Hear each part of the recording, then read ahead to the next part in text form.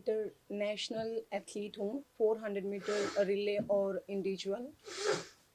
और मैं Rio Olympic squad में थी। और अभी रिसेंटली 3 मंथ्स पहले मैंने यहाँ पे outstanding sports person Haryana as a athletics junior athletics coach join किया है पंचकुला। और अभी रिसेंटली मेरे एक कंपटीशन है जिसके लिए मैं यहाँ पे तैयारी कर रही हूँ। और मेरे अनफॉर्चुनेटली मेरी नेशनल टीम के कोच हैं यूरी ओगोर्डोनिक, वो कोविड से एक्सपायर हो गए लास्ट ईयर। तो मैं अपने जो मेरा होम सेंटर है ताऊ देवीलाल स्टेडियम, मैं इसमें अभी उनके ट्रेनिंग प्लान पे वर्क कर रही हूँ। बट अभी 3-4 महीने से मैं काफ़ी ज़्यादा डिस्टर्ब चल रही हूँ, बिकॉज़ यहाँ पे अभी गवर्नमेंट ने काफ़ी नई फैसिलिटीज़ स्टार्ट की हैं, जिसमें टेक्नो जिम है, नया सिंथेटिक है। तो यहाँ पे स्पोर्ट्स मिनिस्टर सर विजिट करते हैं जो टेक्निकल जिम है उसमें। और उसमें काफ़ी लिमिटेड प्लेयर्स हैं जो नेशनल और इंटरनेशनल लेवल पे हैं, सिर्फ वही उस जिम में ट्रेनिंग कर सकते हैं। तो उसके बाद संदीप सर ने मेरे को जिम में देखा। देन उन्होंने मेरे को इंस्टाग्राम पे कांटेक्ट किया, जो कि एक वैनिश मोड है जिसमें आप कोई भी कॉन्वर्सेशन करते हैं तो वो कॉन्वर्सेशन साथ साथ गायब हो जाता है, उसका कोई रिकॉर्ड नहीं रहता। तो इन्होंने मेरे से बात की, इन्होंने फर्स्ट टाइम मुझसे बात की तो मुझे काफ़ी अप्रिशिएट किया। एक्चुअली इनका बर्थडे था उस दिन, जिस दिन फर्स्ट टाइम इन्होंने मेरे से इंटरेक्ट किया। तो बीइंग ए प्लेयर, क्योंकि वो हॉकी में एक ओलंपियन एथलीट रहे हैं, काफ़ी कुछ उन्होंने अचीव किया है देश के लिए। तो मेरे लिए वो एक कुछ सेकंड के लिए एक प्राउड मोमेंट था कि इतने सीनियर एथलीट साथ में वो स्पोर्ट्स मिनिस्टर हैं। तो मैं काफ़ी खुश हुई। बट उन्होंने कुछ टाइम के बाद मुझे बोला कि एक स्नैपचैट कोई फ़ोल्डर है, आप वो ऐप डाउनलोड कर कर लीजिए और ये मेरी आईडी है, आप इस पे मेरे को मैसेज कीजिए। देन उसके बाद उन्होंने मेरे से काफ़ी देर तक बात की, लाइक आप क्या करते हैं, कहाँ से हैं, अब तो आपके कोच नहीं हैं तो आप कैसे यहाँ ट्रेनिंग कर रहे हैं। तो धीरे धीरे 1-2 दिन गए। देन उन्होंने मुझे बोला है कि आप मुझे चंडीगढ़ सेक्टर 7 लेक साइड मिलने आओ। तो वो काफ़ी लेट था उस टाइम, तो मैंने बोला है कि सर अभी काफ़ी लेट है, बट आप जिम आ रहे हैं तो हम वहाँ बात कर सकते हैं। देन ही सेड कि नहीं तुम समझती नहीं हो। तो इन्होंने मुझे 3-4 दिन काफ़ी इंसिस्ट किया और मैंने स्नैपचैट आईडी मैंने डिलीट कर दी। उसके बाद इन्होंने मुझे इंस्टाग्राम पे कभी ब्लॉक कर रहे हैं, कभी अनब्लॉक कर रहे हैं। तो इन्होंने मुझे फिर से इंस्टाग्राम पे अनब्लॉक किया और इन्होंने मैसेज किया कि ऐसे ऐसे तुम्हारी सर्विस के लिए तुम्हारा फॉर्म है, तो तुम्हारे पास नेशनल गेम्स का सर्टिफिकेट नहीं है, जो कि मेरे पास नहीं है, क्योंकि अनफॉर्चुनेटली मेरी फेडरेशन से वो कहीं मिसप्लेस है, जिसके लिए मैं पिछले 4-5 साल से गवर्नमेंट से काफ़ी बार ये एथलेटिक्स फेडरेशन ऑफ इंडिया से कोशिश कर चुकी हूँ।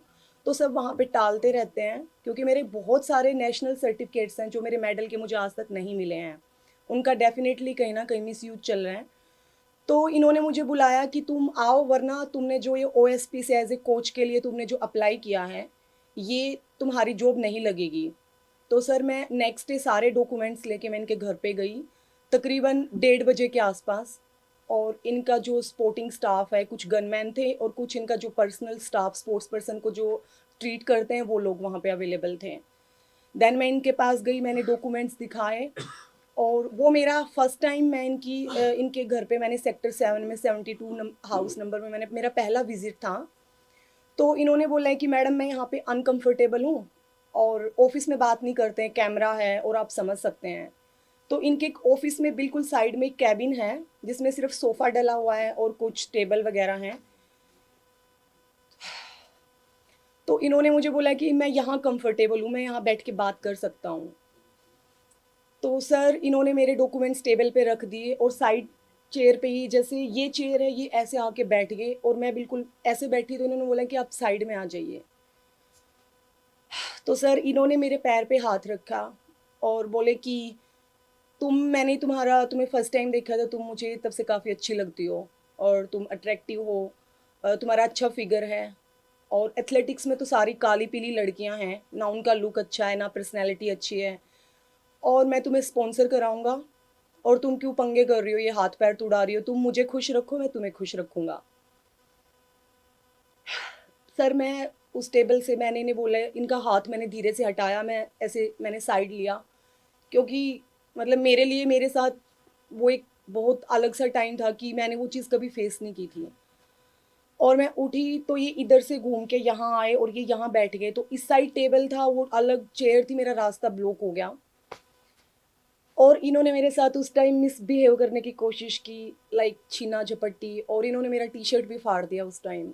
और आई वॉज क्राइंग और मैं चिल्ला रही थी, मैंने काफ़ी आवाज़ भी लगाई इनके स्टाफ में, बट वहाँ सब अवेलेबल थे लेकिन किसी ने मेरी कोई हेल्प नहीं की।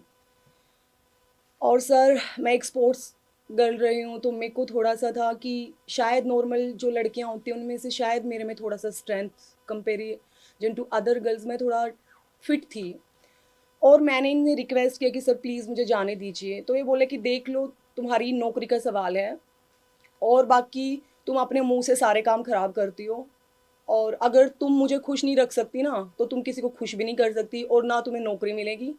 और तुम्हें फैक्ट ये है कि तुम्हें अपना शक्ल सूरत, अपना रंग, अपनी हाइट इस्तेमाल करनी नहीं आती। इन्होंने काफ़ी सीनियर प्लेयर्स हैं जो इंटरनेशनल लेवल पे अभी करंट खेल रहे हैं, देश का नाम इतना ऊपर कर रहे हैं, इन्होंने 3-4, आई एम सॉरी मैं उनके नाम बाहर नहीं कर सकती, इन्होंने 3-4 लड़कियों के एग्जाम्पल दिए कि मैंने उसका ये करा दिया, उसका मैंने ये करा दिया, इसको मैंने ब्लू टिक दिला दिया इंस्टाग्राम पे, मैंने इतना इनको स्पॉन्सर किया हुआ है। सर, मैंने इन्हें बोला कि सर प्लीज़ मुझे जाने दीजिए, मुझे ये जॉब नहीं चाहिए, क्योंकि मैंने ज़िंदगी में यहाँ तक आने के लिए, मैं एक मिडिल क्लास फैमिली से हूँ सर, और यहाँ तक मेहनत करने के लिए मेरे पेरेंट्स ने मेरे पे बहुत कुछ लगाया है, और अगर यही गलत तरीके से शॉर्टकट चाहिए होता है तो ज़िंदगी में मैंने काफ़ी चीज़ों में बहुत बड़े बड़े नुकसान कराए हैं। सर, इन्हें समझ नहीं आया, और वो एकदम से ही जैसे कोई साइकोपैथ इंसान होता है, ये इन्होंने छीना झपट्टी की और मुझे निकलने नहीं दे रहे थे।